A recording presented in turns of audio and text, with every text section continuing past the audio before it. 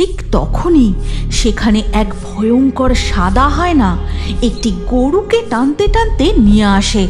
তারপর হায়নাটা কর্কশ শব্দে জোরে ডেকে ওঠে,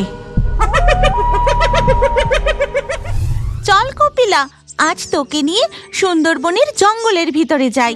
ওখানে অনেক কচি কচি ঘাস আছে, তুই মন ভরে খাস, কেমন? এই কথা বলে মাধবী তাদের কপিলা গরুকে নিয়ে জঙ্গলের দিকে হেঁটে যায় আর যেতে যেতে বলে, তোর কোনো ভয় নেই, ওখানে তোর মতো অনেকের গরু ঘাস খেতে আসে, তুই একদম চিন্তা করিস না। ওখানে কোনো বাঘও আসে না, তুই মন ভরে ঘাস খাবি আর আমি ততক্ষণ জঙ্গল থেকে কাঠ কুড়িয়ে নিয়ে আসবো। এই কথা বলতে বলতে মাধবী তার কপিলা গরুকে নিয়ে জঙ্গলের গভীরে এসে পৌঁছায়। তারপর, এ কি, আজ মাত্র এখানে দুটো গরু বাঁধা? তাহলে কি আজ বেশি কেউ জঙ্গলে কাঠ কুড়োতে বা মধু সংগ্রহ করতে আসেনি? এখানেই তো তারা গরু বেঁধে তারপরে কাজে যায়। এরপর মাধবী কপিলা গরুকে সেখানে বেঁধে সে নিজে আরও একটু জঙ্গলের ভিতরে যায় কাঠ কুড়োতে। কাঠ কুড়োতে কুড়োতে এমন সময় হঠাৎ সে শুনতে পায়, বাপরে বাপ, কি ভয়ঙ্কর ডাক!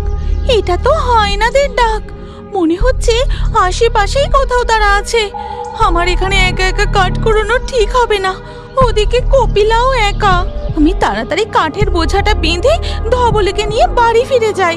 মাধবীর এই কথা শেষ হতেই হঠাৎ সে দেখে দুটো বাঘ হুঙ্কার দিতে দিতে তার সামনে দিয়ে দৌড়ে চলে গেল। ওরে বাবা, এই যে বাঘ! মনে হয় আমার অস্তিত্বের টের ওরা পায়নি, না হলে এত কাছ দিয়ে দৌড়ে পালালো। আমার গন্ধ বাঘগুলোর নাকে গেলে আমি আর এতক্ষণ গোটা থাকতাম না। এ কি, আর একটা বাঘ দৌড়তে দৌড়তে যাচ্ছে।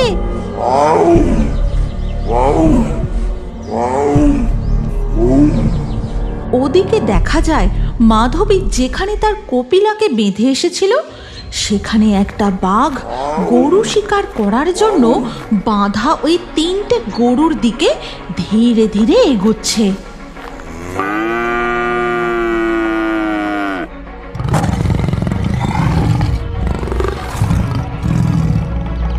বাঁধা গরুগুলো বাঘটাকে দেখে ভয়ে জোরে জোরে ডাকতে থাকে।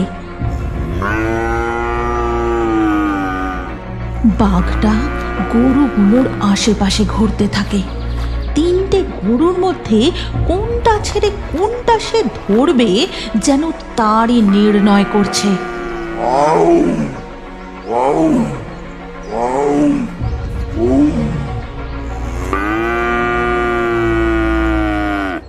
এরপর বাঘটা ঝাঁপিয়ে কপিলা গরুর পা কামড়ে ধরে। ঠিক তখনই সেখানে আসে এক দানব আকৃতির সাদা হায়না। রয়্যাল বেঙ্গল টাইগার হয়েও ওই হায়নাটাকে দেখে মুখের শিকার ছেড়ে দিয়ে বাঘটা ভয়ে দৌড়ে পালিয়ে যায়। এরপর সাদা হায়নাটা ধীরে ধীরে গরুগুলোর কাছে যায়। তারপর একটা লাল গরুকে ধরে টানতে টানতে জঙ্গলের ভিতরে নিয়ে যায়। আমার কাঠ কুড়োনো শেষ, কাঠের বোঝাটাও বাঁধা হয়ে গেছে। যাই, এবার কপিলাকে নিয়ে তাড়াতাড়ি বাড়ি ফিরে যাই।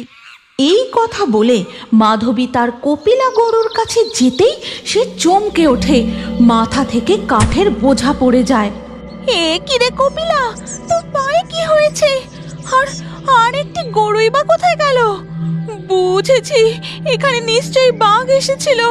চল কপিলা, এখানে আর এক মুহূর্ত থাকা ঠিক হবে না। কিন্তু এই অবস্থায় এই গরুটাকে এখানে একা রেখে যাওয়াটাও তো ঠিক হবে না। এটা কার গরু? একে এখানে রেখে গেলে যে একেও বাঘে নিয়ে যাবে। মাধবী ওই গরুটারও দড়ি খুলে দেয়। তারপর কপিলাকে ও ওই গরুটাকে নিয়ে তার বাড়ি ফিরে আসে। তখন মাধবীর স্বামীও মাছের হাঁড়ি ও জাল নিয়ে বাড়ি ফিরে আসে। কি গো মাধবী, এটা আবার কাদের গরু বাড়ি নিয়ে এসেছো গো? এ কি, কপিলার পায়ে যে কামড়ের দাগ, কি হয়েছিল গো কপিলার? আমি আজ ওকে নিয়ে জঙ্গলে কাঠ কুড়োতে গিয়েছিলাম। যেখানে সবাই গরু বাঁধে সেখানেই কপিলাকে বেঁধে। মাধবী তার স্বামী গৌতমকে জঙ্গলের পুরো ঘটনাটা খুলে বলে।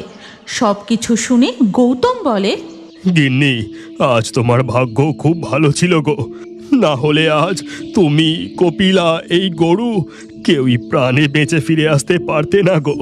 তুমি জানো না সুন্দরবনের জঙ্গলে কার উৎপাত বেড়েছে?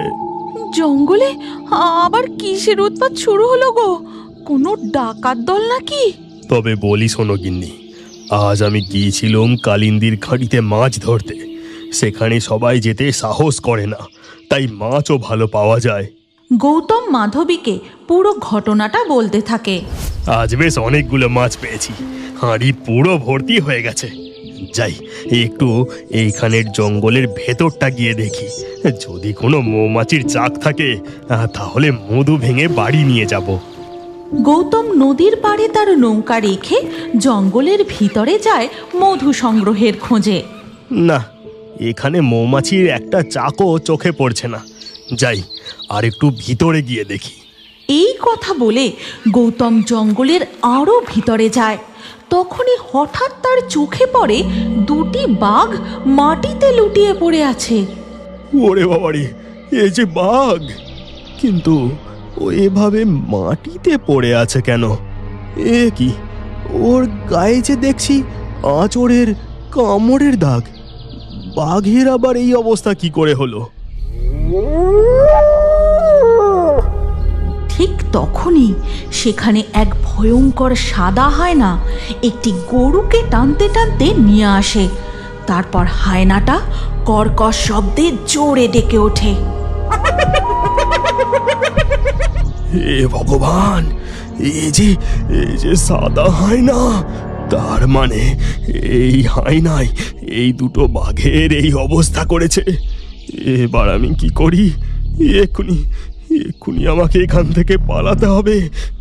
এই বলে গৌতম গাছের আড়াল থেকে পিছু হাঁটতেই মারায় কিছু শুকনো পাতা, আর সাথে সাথেই হায়নাটা তাকে দেখে ফেলে। এবার আমি গেলাম রে, হায়নাটা যে আমার দিকেই আসছে। যা যা যা বলছি, যা। কি করি, প্রাণে বাঁচতে গেলে কিছু একটা করতেই হবে। ওই তো পেয়েছি, ওই তো গাছের ডালে মৌমাছির চাক। মুহূর্তের মধ্যেই গৌতম একটা পাথর তুলে নিয়ে সোজা ছুঁড়ে দেয় মৌমাছির চাকে, আর মৌমাছিগুলো উড়ে সাদা হায়নাটাকে ঘিরে ধরে। তারপর কি হলো গো? তারপর আমি নৌকা নিয়ে সোজা পৌঁছাই ফরেস্ট অফিসারদের কাছে। সেখানে সাদা হায়নার কথা জানিয়ে কোনো রকম প্রাণ হাতে নিয়ে বাড়ি ফিরে এসেছি গিন্নি। বনু বিবি খুব রক্ষা করেছেন গো। চলো ঘরে চলো। এরপর ধীরে ধীরে রাত হয়ে যায়। গভীর রাতের জ্যোৎস্না আলোয় দেখা যায় ওই সাদা হায়না মাধবীর স্বামীর গন্ধ শুঁকতে শুঁকতে তাদের বাড়ির কাছে চলে এসেছে। তখন কপিলা গরু হায়নাটাকে দেখে জোরে জোরে ডাকতে থাকে।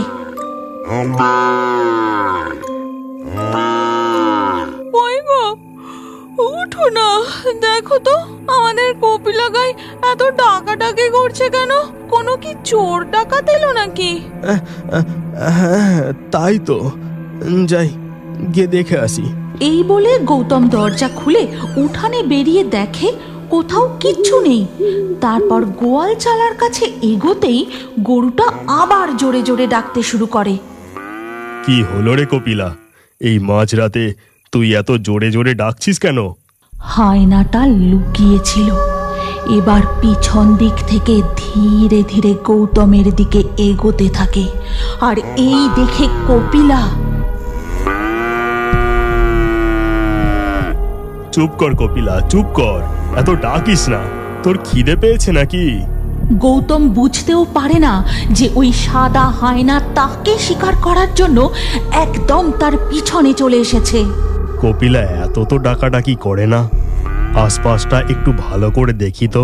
এই বলে গৌতম ঘুরতেই দেখে তার সামনে জঙ্গলের ওই দৈত্যাকার সাদা হায়না।